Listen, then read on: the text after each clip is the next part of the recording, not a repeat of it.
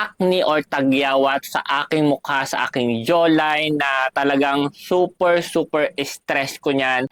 Malalaman ninyo, ayan o, wala masyadong wrinkles. Pag umingiti ako, ayan, hindi masyadong halata yung wrinkles ko guys. And I'm 39 or magto-39 na ako next month. Hi everyone, kumusta kayo and welcome back again sa aking YouTube channel. For today's video, isi-share ko sa inyo yung aking nighttime skincare product o yung aking ginagamit na skincare sa gabi. Gamit ko to for almost 4 years and until now, consistent yung paggamit ko at consistent yung pag-apply ko na itong product na to. Actually, marami na akong video na ginawa regarding this product at talagang sobrang effective at sobrang nagustuhan ko siya. Obviously, ayan, kita naman sa aking mukha. Bago natin magpatuloy ang video na to, doon sa mga bago pa lang sa aking YouTube channel, my name is Jayron at kung hindi ka pa nakasubscribe sa ating YouTube channel, please consider to subscribe to my YouTube channel by clicking the subscribe button dyan at i-click na rin katabing bell notification para updated ka sa mga bagong video na aking ina-upload. Ang product na tinutukoy ko ay walang iba kung hindi ang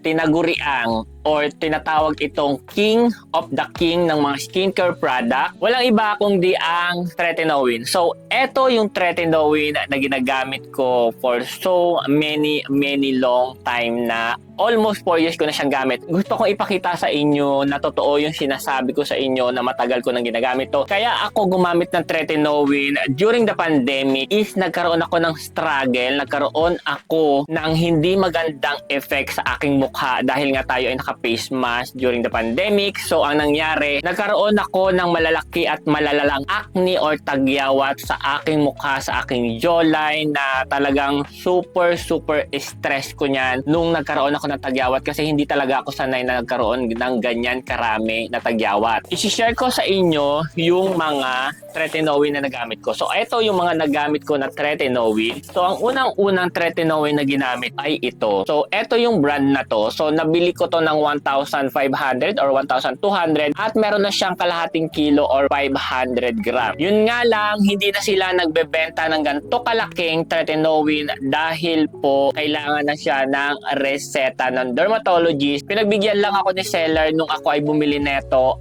Never na akong pinagbilhan. Kaya naman, naghanap ako ng alternative na tretinoin at eto yung mga tretinoin na nakita ko online. So nabili ko siya sa Shopee at saka sa Lazada and wala naman ako naging problema at super effective eto mga tretinoin na to. So eto at saka eto is same lang siya ng binilhan ko. Nabili ko to sa Shopee. Eto matagal ko nang ginamit to, almost last year pa to guys. So 250 grams to. Eto is 250 grams din kasi mas makakatipid ako sa 250 grams kung bibili ako ng tigo 100 grams. Meron silang tatlong klase na tretinoin. Yung unang-una, yung pinakamataas is yung 0.1% and then yung sumunod is 0.05% at yung pinakamababa is 0.025%. Yun yung pinakamababa niya. At kadalasan ang ginagamit kong tretinoin ay 0.1%.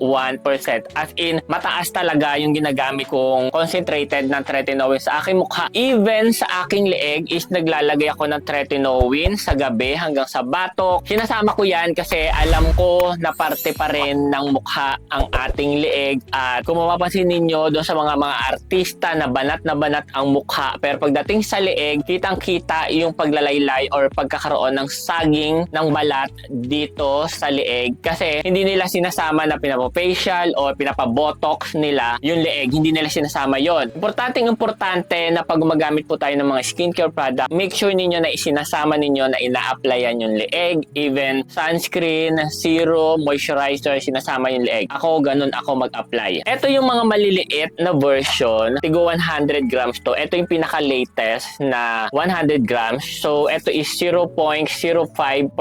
And then, yung in-order ko na 250 grams is mas mataas siya guys. Ayan, 0.1%. So, depende na rin sa pangangailangan ninyo kung ano yung prepared ninyo na gamitin na tretinoin. So, kaya ko siya ipinakita sa inyo kasi sobrang tagal na neto guys. So, kailangan ko na siyang itapon. Yung iba, iba is na itapon ko na. So eto, kinikip ko talaga siya para ipakita sa inyo kahit do sa mga nakaraang video ko na pinapakita ko talaga sa inyo na ginagamit ko pa rin until now, or eto pa rin yung ginagamit ko na skincare product. Never akong nagpalit. Sa sunscreen, gumagamit ako ng sunscreen and moisturizer. Yun lang. Bihira akong gumamit ng serum, or hindi ako gumagamit madalas ng serum, kung hindi moisturizer and the sunscreen lang. Pero balak kong bumalik or balak kong gumamit uli ng toner kasi parang hinahanap-hanap ng balat ko or ng mukha ko. Ipapakita ko sa inyo kung paano ko ina-apply ang tretinoin sa gabi. So kung mapapansin niyo dyan sa video na yan, sa clip na yan, so ganyan lang ako mag-apply ng tretinoin. So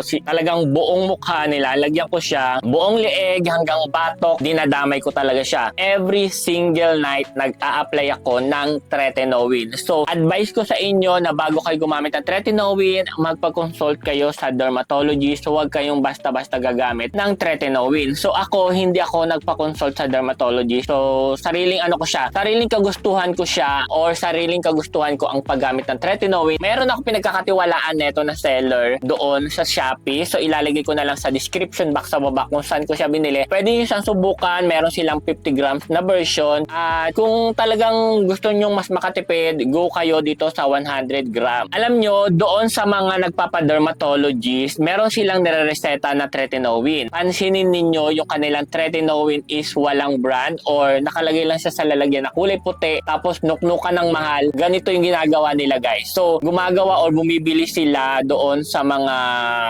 nagpo-formulate ng tretinoin, at yun yung binibigay or yung binibenta nila. So kaya medyo mahal. So kaya hindi na ako nagpa-consult sa dermatologist noong nagkaroon ako ng suffer sa acne. So bumili na ako, go na kagad ako sa tretinoin. So eto yung itsura. Eto yung itsura ng tretinoin. So medyo yellowish siya, guys. Tapos medyo mabango siya ng very very light. At higit sa lahat, ayan, very creamy. Eto, mag-iisang buwan na siya sa akin. So medyo matipid naman siya. Bago ko tapusin tong video na to, papakita ko sa inyo yung aking mukha. Ayan, yung aking mukha. So wala naman siya masyadong tagyawat, guys. Ayan, medyo nararamdaman ko lang na medyo banat na banat yung aking mukha. And then even dito sa aking leeg, ayan, talagang banat na banat yung aking leeg, guys. So kung makikita ninyo ko in person, malalaman ninyo, ayan o, wala masyadong wrinkles. Pag umingiti ako, ayan, hindi masyadong halata yung wrinkles ko, guys. And I'm 39 or magto-39 na ako next month. Kaya naman, doon sa mga gustong subukan itong tretinoin, guys, subukan nyo na. Kung nagsasuffer kayo sa mga tagyawat kagaya ko, is eto na yung gamitin ninyo. Please, please, please, kapag nagsiyang kayo sa mga skincare product na ginagamit ninyo, yun na yung gamitin ninyo. Huwag na kayo magpapalit-palit ng mga skincare product. Hindi, kagaya ko kasi dati, nung nag-uumpisa akong mag-vlog during the pandemic, hanggang sa 2021, 2022, papalit-palit ako niyan ng skincare product. Pero gumagamit na ako ng tretinoin. Ano lang,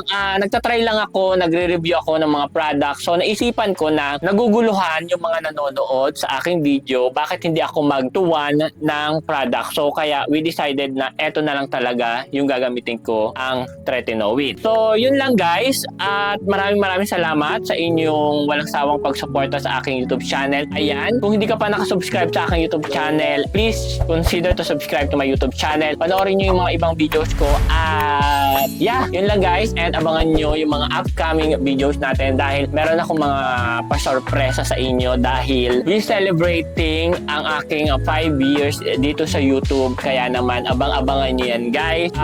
This coming August or next month. So yun lang, maraming salamat and see you on the next vlog. Bye, guys!